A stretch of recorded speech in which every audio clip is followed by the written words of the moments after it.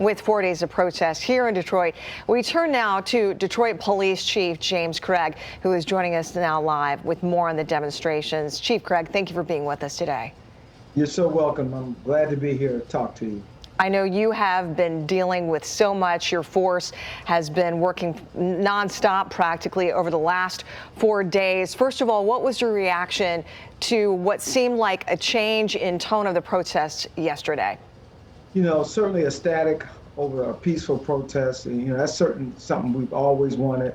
We've said publicly time and again how much we support the protesters and certainly their voices on the tragic killing of Mr. Floyd in Minneapolis. And I took a very firm stand on that officer early on. Within 24 hours, it was clear to me that he should have been arrested. And I also acknowledge the fact that he was, you know, dismissed from the police department.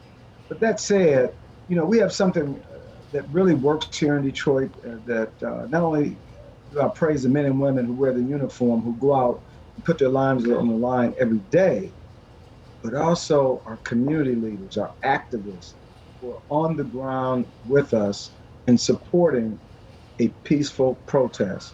And, you know, from what I saw yesterday, magical.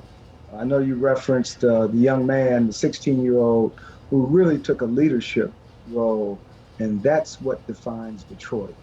I tell you what, at the age of 16, too, it really is remarkable to see what he was able to accomplish there. And it was nice to hear that the mayor giving him some praise. I do have to ask you, Chief, about that video that surfaced Sunday during what may have been one of the diciest moments of the weekend, where it appeared to see, we saw some police officers maybe pushing one individual, and you launched an investigation. What have you uncovered in that investigation? Well, as I reported out yesterday, we've identified the initial officer. I was just briefed probably within 30 minutes of this interview that we've identified the second officer. So our internal affairs, we're taking very prompt action. We're conducting one of the two interviews today. And so again, we hold all of our officers accountable. And if you engage in misconduct, we recognize this is a very tense time, but we hold our officers to always be professional. And by and large, when you look at the interactions that our officers have had, they've been professional, despite early on during the protest, the first 2 to 3 days, barrage of insults, objects being propelled in their direction, but they've been professional, and we've executed with precision and brought a successful closure to those events.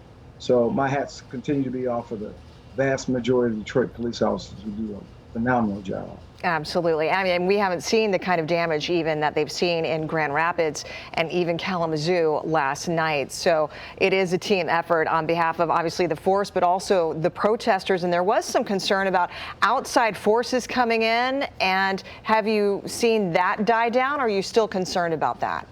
I'm still concerned. There are outsiders, provocateurs, if you will, individuals who are not here for the purpose of peaceful protests. They want to incite some violence. They want to incite damage to property. But let me tell you, the great story is the Detroiters that are just doing a phenomenal job in mitigating that kind of activity. I tell you what, it's good to see people taking a stand and trying to prevent people from causing a problem.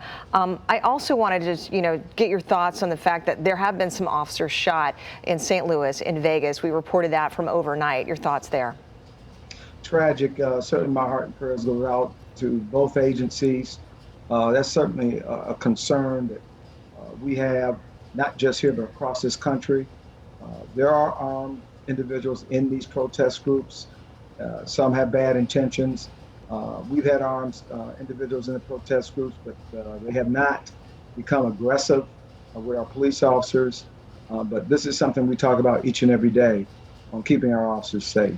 And on that note, I do want to extend our sincere condolences to you, the force, and the family of Waldis Johnson, who died from his injuries that he sustained when he was shot in the line of duty 3 years ago. He passed away on Sunday. We're so sorry to hear that. Certainly an American hero. Yeah. And our thought and prayers certainly go out to his family. Absolutely. Chief James Craig, thank you so much, and keep doing good work there out in the field. Thank you so much. You have a great day. You too.